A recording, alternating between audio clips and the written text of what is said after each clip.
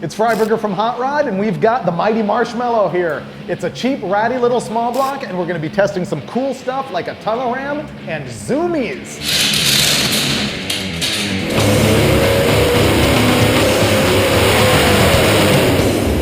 The victim today is a real cheap 350 Chevy that I threw together. The bottom end is a bone stock 91 truck motor from a junkyard. Up top, we've got some SR Torker World Products 170 iron cylinder heads. It makes 9.1 to 1 compression. I threw in a Comp Cam's hydraulic flat tappet cam, which is a thumper.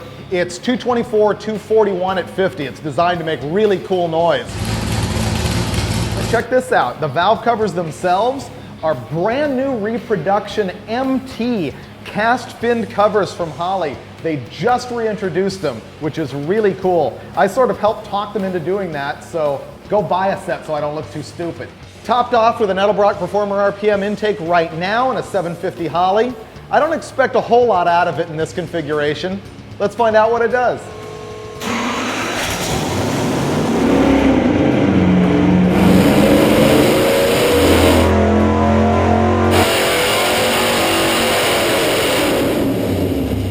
We just made the first pull, and that little mouse was actually better than I expected by a little bit. Made 351 horsepower and 393 pound-feet of torque, which is pretty decent. The intake that we have on it is what I would consider to be the best all-around street manifold for under 6,000 RPM on that Edelbrock RPM air gap. And so now we're going to put on the tunnel ram and see if it's better or worse.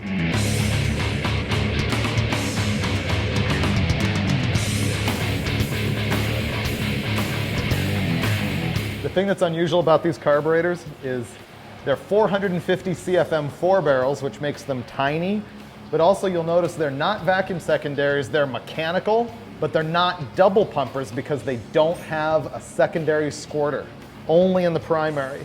They also only have a jet block in the front and just a plate in the back, so their tunability is pretty limited. This whole combo here is actually a package you can get from Summit Racing that comes with the Y-end, gaskets, both carburetors, and the linkage for 850 bucks. So it's a value. Yeah, what price is there to look this cool?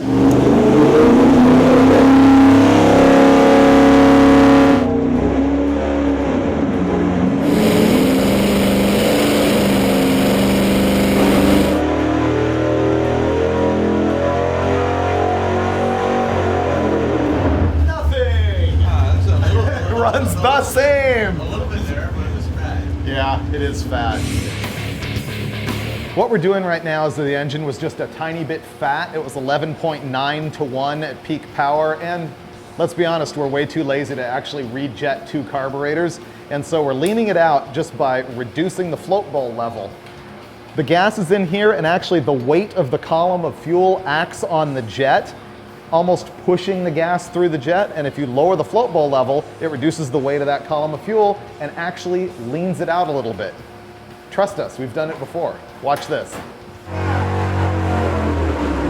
There you go. Take care of the fuel curve and it actually comes up another 10 horsepower or something.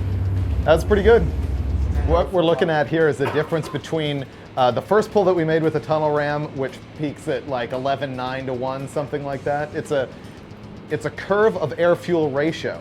And so this is fatter because it's a lower number, and this is leaner because it's a higher number. And we accomplished that just by lowering all 4 float bowls. We didn't jet it at all. Red lines are Performer RPM air gap, black lines are the tunnel ram. So we've made just that much more horsepower up here with the tunnel ram. And then they're matched all through here, and then it's kind of anybody's game down here. It made 12 horse, yeah, 351.8 to 363.5, and it peaks at the same RPM with both intakes. A big part of the reason we did this thing is sights and sounds. It looks cool and it has to sound cool, which is why it has that Comp thumper cam in it. Now the thumper has more overlap than you would expect and also more exhaust duration so that it sounds cool. So I'm gonna idle it down so you can hear what it sounds like.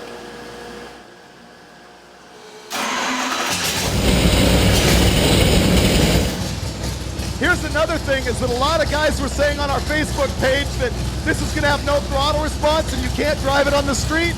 Well, first of all, I think it's idling at about 800 RPM, and watch this.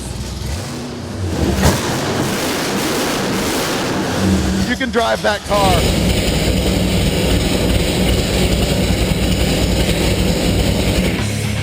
Next, Cherry Bomb 3-inch header mufflers. Hello. Steve, get back to work.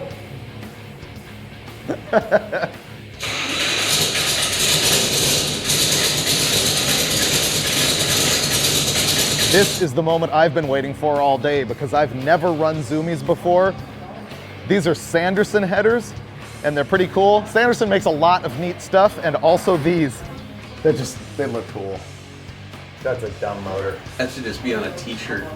That's right. We can do that.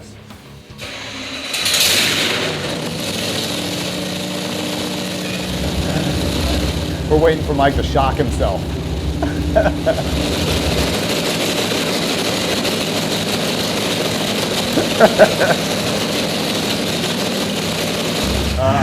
Yeah! Fire, dude! That is what awesome looks like. That right there.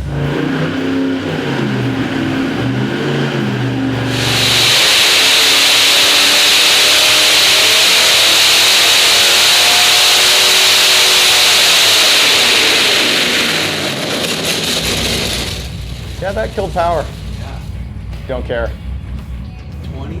On average, it's bad. The area under the curve's bad. But you know what? Like I said before, this is sights and sounds. This is not truly about making horsepower.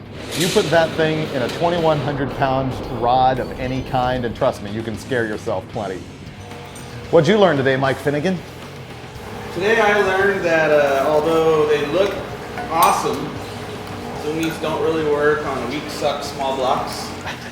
I learned that you can get electrocuted via your wedding ring by And that was funny. and rat rod engines are cool. Yeah, I learned that this is, I think, the first dyno test I've ever done that wasn't just about making more power. It was about entertainment value. And it still made 360 horsepower and 390 foot-pounds of torque, all below 5,500 RPM. So it's not a complete pooch, but it looks cool. We're out.